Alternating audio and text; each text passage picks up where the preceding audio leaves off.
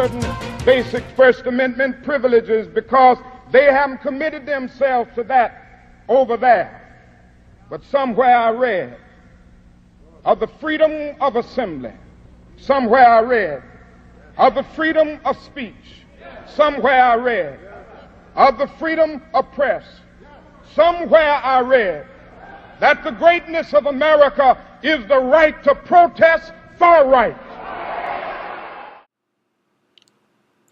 Good evening. I'm Stephanie Rogers. And I'm Catherine Higgins. We bring you heartbreaking news about the assassination of one of America's most fierce and notable civil rights activists. Today at 6:01 p.m., April 4th, 1969, civil rights leader Dr. Martin Luther King Jr. was killed by a sniper's bullet. King was standing on his balcony at his room in the Lorry Motel in Memphis, Tennessee. King was taken to the nearest hospital within the hour, but announced dead at the scene at 7 tonight Eastern Time. Police are still searching for the killer, but they promise justice will be given. King was just 39 when his life was taken so brutally from him. He was surrounded by his aides speaking about plans for a musical that night. Just a minute. We're getting a cue to go to our man out in the field, Tom Jarrell. Tom, are you there? What is believed to be the murder weapon, a Browning rifle with a scope sight. Reverend Andrew Young, King's top lieutenant, was at the hospital awaiting word and described the shooting. Well, we were at the Torch Motel, and we were getting ready to go to dinner at Reverend Kyle's house, and we were waiting for Dr. King to get ready. And as he came out of his room on the edge of the balcony, he was shot. And we thought a firecracker had gone on. Most of us were downstairs on the lower level. And we immediately ran up and saw that he'd been pretty badly wounded and sent for the ambulance and the police and everybody. Thank you, Tom. Clearly the nation is mourning the death of this great man. King's funeral is being planned for April 9th. I suspect the whole country will turn up for his remembrance. I agree, Stephanie. I will be at the funeral covering for News Channel 6. It will be an emotional next couple of days for the nation. There won't be a dry eye tonight.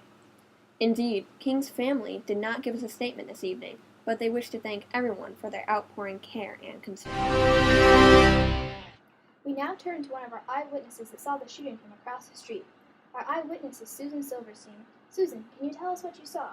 Well, I was walking down the street and I saw Martin Luther King, because everybody noticed him, and he was out on his balcony, and I heard this crack of thunder, but it was a bullet, and he dropped, and he was down. It was crazy. That's dreadful. Was there a lot of chaos after the shooting? At first, it was just everybody came to a standstill, and then everybody just started running to try and save Martin Luther King, and we were just lost in the crowd. That must have been terrifying. Can you tell us your opinion on the shooting? Well, I don't really feel like his views were in my personal beliefs, but everybody has the right to speak. We do live in America. I don't believe somebody should die for having to speak his own mind. We agree. Can you tell us if you saw the shooter, or do you have any idea where the shooter could have been? Well, I did give my police description to the police. I'm not sure what else I'm supposed to say. We understand it. The police are taking all the witnesses' reports, but is there maybe any additional piece of information you could disclose to us that other witnesses maybe didn't tell the police?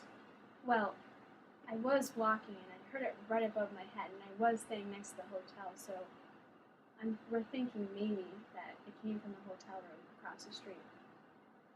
We are all truly devastated. Thank you for your time today, Susan. And that's all for tonight's news. We thank you for watching and hope you will keep the family of Martin Luther King Jr. in your thoughts and hearts tonight. Thank you, and good night.